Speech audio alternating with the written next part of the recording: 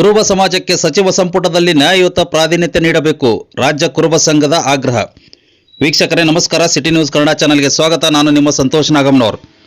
ವೀಕ್ಷಕರೇ, ರಾಜ್ಯ ಸಚಿವ ಸಂಪುಟ ವಿಸ್ತರಣೆಯಲ್ಲಿ ಕುರುಬ ಸಮಾಜಕ್ಕೆ ಸಮರ್ಪಕ ಪ್ರಾತಿನಿಧ್ಯ ದೊರೆಯದಿರುವುದು ಅತ್ಯಂತ ಬೇಸರ ಮತ್ತು ಅಸಮಾಧಾನಕ್ಕೆ ಕಾರಣವಾಗಿದೆ ಎಂದು ರಾಜ್ಯ ಕುರುಬ ಸಂಘ ಕರ್ನಾಟಕ ರಾಜ್ಯಾಧ್ಯಕ್ಷರಾದಂಥ ಸಿದ್ದಣ್ಣ ತೇಜಿ ಅವರು ಸುದ್ದಿಗೋಷ್ಠಿಯಲ್ಲಿ ತಿಳಿಸಿದರು.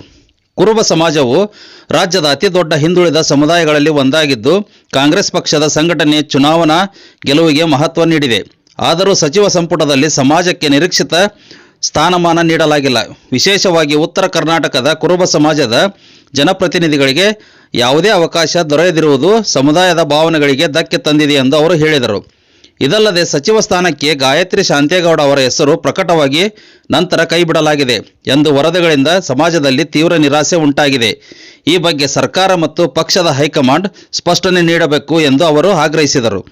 ಸಮಾಜದ ನ್ಯಾಯಯುತ ಬೇಡಿಕೆಯನ್ನು ಸರ್ಕಾರ ನಿರ್ಲಕ್ಷಿಸಿದರೆ ರಾಜ್ಯಾದ್ಯಂತ ಕುರುಬ ಸಮಾಜವನ್ನು ಸಂಘಟಿಸಿ ಜಾಗೃತಿ ಮೂಡಿಸುವ ಕಾರ್ಯಕ್ರಮಗಳನ್ನು ಹಮ್ಮಿಕೊಳ್ಳಲಾಗುವುದು.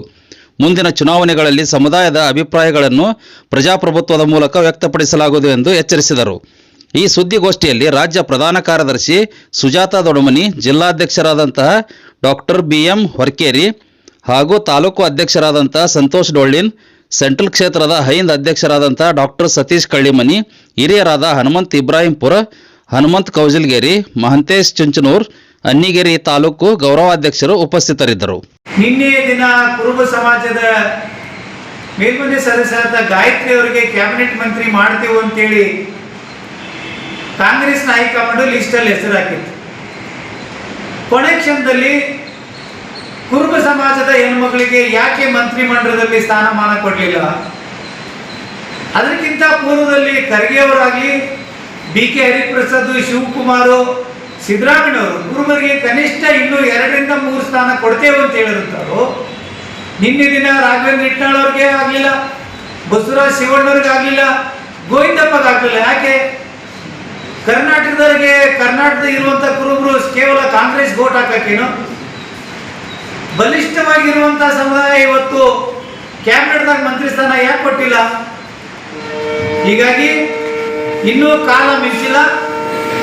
ಆದಷ್ಟು ಸೂಕ್ಷ್ಮ ವಿಚಾರವನ್ನು ಮಾಡಿಕೊಂಡು ಕ್ಯಾಬಿನೆಟ್ನಲ್ಲಿ ಕುರುಬ ಸಮಾಜಕ್ಕೆ ಮಾನ್ಯತೆ ಕೊಡಬೇಕು.